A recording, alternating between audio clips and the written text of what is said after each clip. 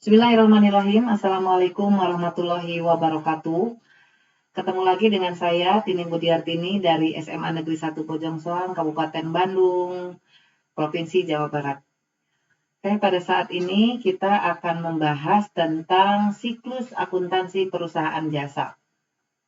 Ini bagi para siswa yang kelas 12 IPS, kalian memulai pelajaran akuntansi itu untuk akuntansi perusahaan jasa. Karena kalian baru kenal dengan akuntansi, maka akuntansi yang diberikan adalah akuntansi untuk perusahaan yang masih sederhana, yaitu perusahaan jasa. Kemudian yang akan kita bahas pada pertemuan ini adalah ada karakteristik perusahaan jasa, karakteristik perusahaan jasa, kemudian mekanisme debit dan kredit, kemudian ada jurnal umum dan buku besar. Oke, apa itu atau bagaimana itu tentang perusahaan jasa atau siklus di perusahaan jasa, bahwa akuntansi yang kita lakukan itu merupakan satu siklus, artinya berputar, membentuk satu lingkaran. Nah, itu dari lingkaran tersebut dibagi menjadi 3 tahap.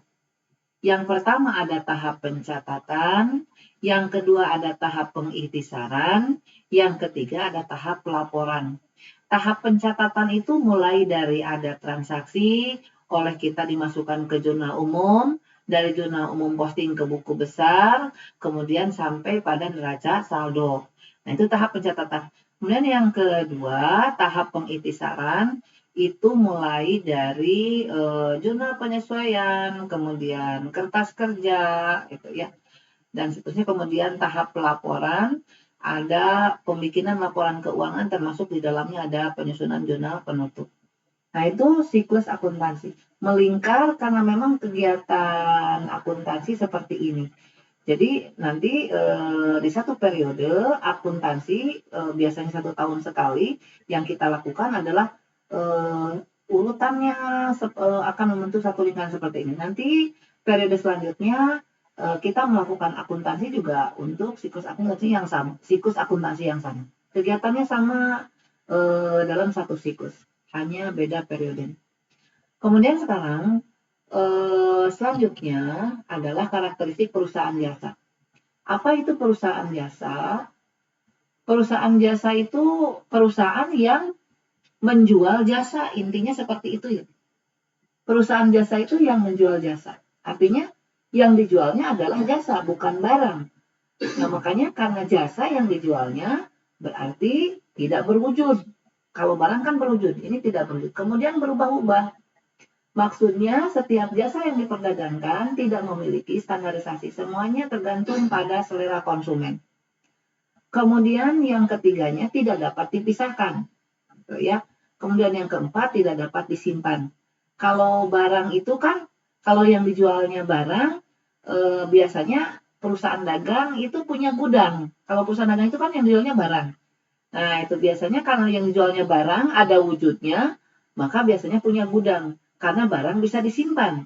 Tapi kalau yang namanya perusahaan jasa, karena yang dijualnya jasa, nah tidak bisa disimpan. Tidak ada yang namanya gudang jasa, itu ya, tidak ada seperti itu. Oke, itu karakteristik perusahaan jasa. Kemudian ada mekanisme debit dan kredit.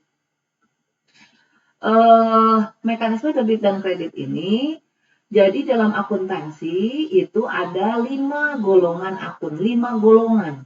Ini saya sebut golongan, karena dari masing-masing golongan itu nanti di dalamnya ada beberapa akun, gitu ya. Golongan pertama adalah aset, atau bahasa kitanya harta. Golongan kedua adalah liabilitas, atau utang. Yang ketiga adalah ekuitas, atau modal. Yang keempat adalah pendapatan, dan yang kelima adalah beban. Tidak boleh, ini sudah berurutan seperti ini, tidak boleh diacak.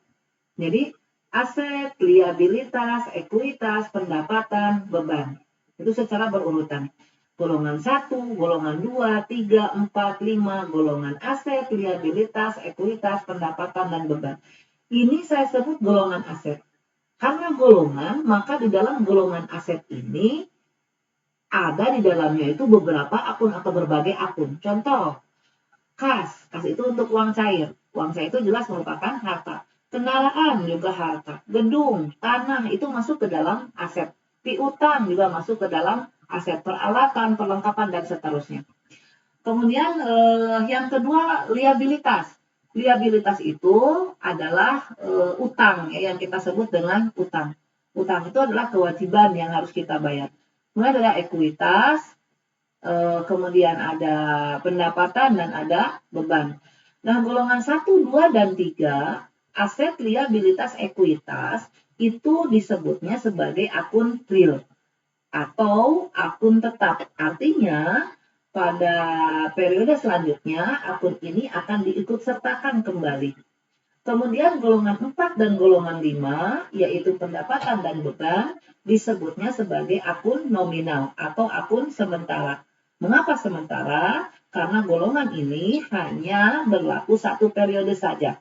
Untuk periode selanjutnya atau periode yang baru, maka akan muncul pendapatan dan beban yang baru.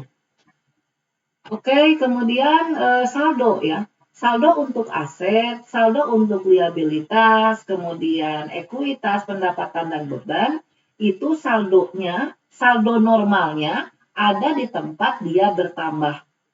Umpama aset dengan aset dengan beban ya, aset dengan beban bertambah di debit, maka saldo normalnya untuk aset dan beban akan ada di debit.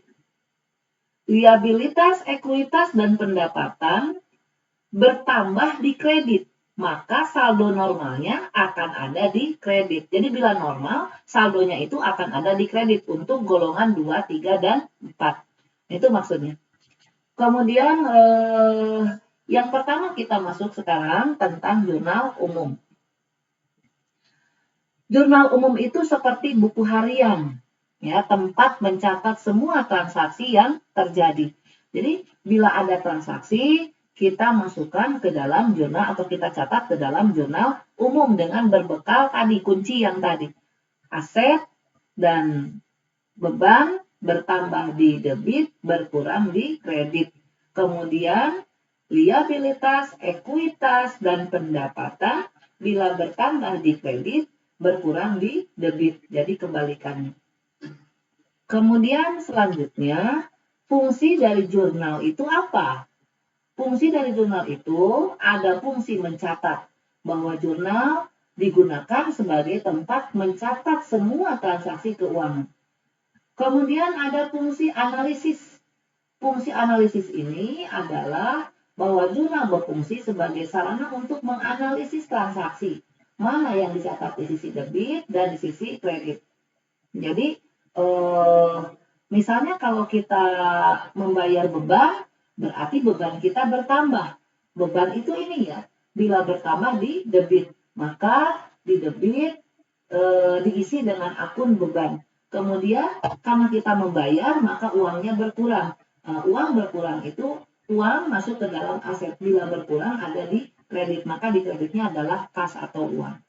Nah, jadi itu namanya fungsi analisis. Menganalisis dari tanggal tersebut menyebabkan perubahan untuk akun apa. Itu ya, apakah bertambah atau berkurang, atau akun apa yang di debit dan apa yang di kredit. Kemudian yang ketiga ada fungsi historis. Fungsi historis ini mencatat transaksi perusahaan secara kronologis berdasarkan urutan tanggal terjadinya transaksi. Jadi dalam jurnal itu yang kita catat itu adalah transaksi secara berurutan sesuai dengan tanggal terjadinya. Nggak mungkin kita masuk dari tanggal 1 kemudian tanggal 29 atau tanggal 18. Yang jelas kita berurutan dari tanggal 1, tanggal 2, tanggal 3 nggak ada tanggal sih misalnya, berarti masuk ke tanggal selanjutnya, tanggal berapa? Misalnya tanggal 7 ya, berarti 1, 2, 7 begitu ya. Kemudian ada informasi dan instruksi. Fungsi informasi dan instruksi ini adalah bahwa jurnal memberikan informasi tentang peristiwa ekonomi yang terjadi dalam perusahaan. Kemudian instruksi bahwa jurnal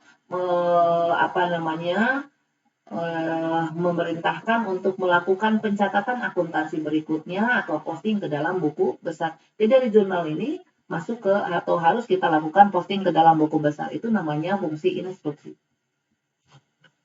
Nah, selanjutnya inilah bentuk jurnal umum. Ada tanggal, ada nomor bukti, ada nama akun dan keterangan, kemudian ada referensi, ada debit dan kredit. Nah, debit kredit inilah diisi sesuai dengan kunci yang tadi. Ada aset, cost atau beban bertambah di debit, berkurang di kredit.